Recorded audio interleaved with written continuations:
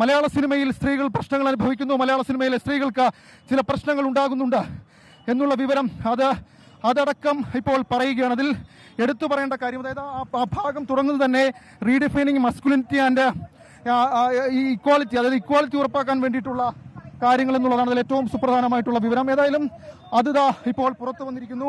അതിൽ ചൂണ്ടിക്കാണിക്കുന്ന ഏറ്റവും പ്രധാനപ്പെട്ടുള്ള കാര്യങ്ങൾ അത് നമുക്ക് പ്രേക്ഷകരുമായി ഒന്ന് പങ്കുവയ്ക്കാം. അതിൽ പറയുന്ന കാര്യം ഇങ്ങനെയാണ്: we have to reimagine a new masculinity that is not equated with aggressiveness and violence but with justice, democracy, compassion and caring. അതായത് സ്ത്രീകൾക്ക് തുല്യത ഉറപ്പുവരുത്താൻ, സ്ത്രീകൾക്ക് സംരക്ഷണം ഉറപ്പുവരുത്താൻ സിനിമകളിൽ അടിമുടി മാറ്റം വരുത്തണമെന്ന് ഹേമ കമ്മിറ്റി റിപ്പോർട്ടിൽ പറയുന്നുണ്ട്. സെൻസറിംഗ് ഉറപ്പുവരുത്തണമെന്ന് ഹേമ കമ്മിറ്റി റിപ്പോർട്ടിൽ പറയുന്നു എന്നുള്ളത് ഏറ്റവും ഗൗരവമുള്ള കാര്യം. അതിൽ പുതിയൊരു രീതി അവലംബിക്കണമെന്ന് ഹേമ കമ്മിറ്റി റിപ്പോർട്ടിൽ പറയുന്നുണ്ട്. ഹേമ കമ്മിറ്റി റിപ്പോർട്ടിന്റെ കൂടുതൽ പകർപ്പുകൾ, കൂടുതൽ വിവരങ്ങൾ 24 പുറത്തു വരുന്നുണ്ട്. മറ്റൊരു പ്രധാനപ്പെട്ട കാര്യം, a new genre of movies depicting masculinity, ചില സിനിമകൾ, അതായത് പുതിയ ചില സിനിമകളിൽ അത്തരം പ്രവണതകൾ ഉണ്ടാകുന്നു എന്നുള്ളൊരു കണ്ടെത്തൽ അത് ഹേമ കമ്മിറ്റിയിലുണ്ട്. അങ്ങനെ സിനിമാ മേഖലയിലെ പ്രശ്നങ്ങൾ, സ്ത്രീകൾ അനുഭവിക്കുന്ന പ്രശ്നങ്ങൾ അത് കൃത്യമായി തന്നെ ഹേമ കമ്മിറ്റി അഡ്രസ്സ് ചെയ്യുന്നുണ്ട്. അതിൽ ഒരു ശൈലി മാറ്റം ആവശ്യമാണ് എന്നുള്ള കാര്യം ഹേമ കമ്മിറ്റി റിപ്പോർട്ടിൽ അത് പറയുന്നുണ്ട്.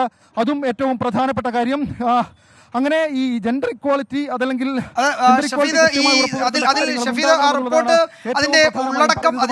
ജെൻഡർ അവയർനെസ് ട്രെയിനിങ് പ്രോഗ്രാം, അതിലെ ഉള്ളടക്കത്തിന്റെ കൂടുതൽ വിവരങ്ങളിലേക്ക് ഷഫീദ് ഒന്ന് സാവധാനം പോവുക. ഇതുവരെ ലഭ്യമായ വിവരങ്ങൾ ഷഫീദ് പറഞ്ഞത് വെച്ച് നോക്കിയാൽ കിട്ടുന്ന വിവരങ്ങൾ, സിനിമാ സെറ്റുകളിൽ സ്ത്രീകൾ കടുത്ത വിവേചനം നേരിടുന്നു, ഷൂട്ടിംഗ് സെറ്റുകളിൽ മദ്യവും ലഹരിമരുന്നും കർശനമായി വിലക്കണം, സിനിമയിൽ പ്രവർത്തിക്കുന്ന വനിതകൾക്ക് നിർമ്മാതാവ് സുരക്ഷിതമായ താമസ യാത്രാ സൗകര്യങ്ങൾ നൽകണം, ക്രിമിനൽ പശ്ചാത്തലമുള്ളവരെ ഇതിലെ ഡ്രൈവർമാർ അടക്കമുള്ളവരായി ഉപയോഗിക്കാൻ പാടില്ല, വനിതകളോട് അശ്ലീലം പറയരുത്, തുല്യ പ്രതിഫലം നൽകണം തുടങ്ങിയ നിർദ്ദേശങ്ങൾ കമ്മിറ്റി മുന്നോട്ട് വെച്ചിട്ടുണ്ട് എന്നൊരു വിവരം ഇപ്പോൾ വരുന്നുണ്ട്.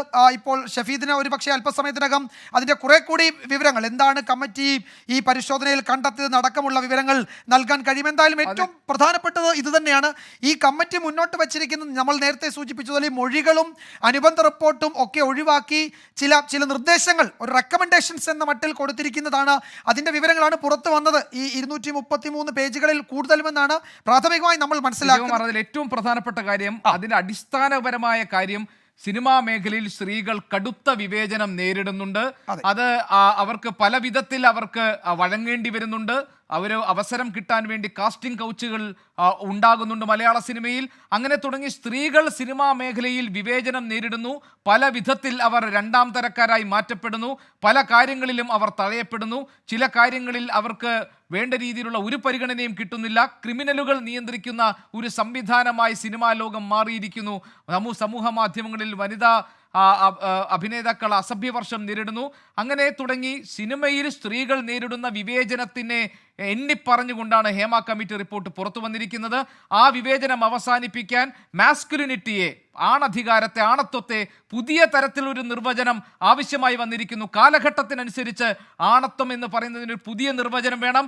അത് ജനാധിപത്യപരമായിരിക്കണം, അത് കമ്പാഷനറ്റ് ആയിരിക്കണം, അത് ദയ ഉള്ളതായിരിക്കണം, അത് കെയറിംഗ് ആയിരിക്കണം, അത് ആളുകളെ കൂടുതൽ ഒപ്പം ചേർത്ത് നിർത്തുന്ന ഒന്നായിരിക്കണം. ആ തരത്തിൽ മാസ്കുലിനിറ്റിയെ, ആണത്വം എന്ന് പറയുന്നതിൻ്റെ പുതിയ നിർവചനങ്ങൾ നൽകിക്കൊണ്ട് മലയാള സിനിമയിൽ മാറ്റങ്ങൾ കൊണ്ടുവരണമെന്ന് ഹേമ കമ്മിറ്റി റിപ്പോർട്ട് അടിവരയിട്ട് പറയുന്നുണ്ട്.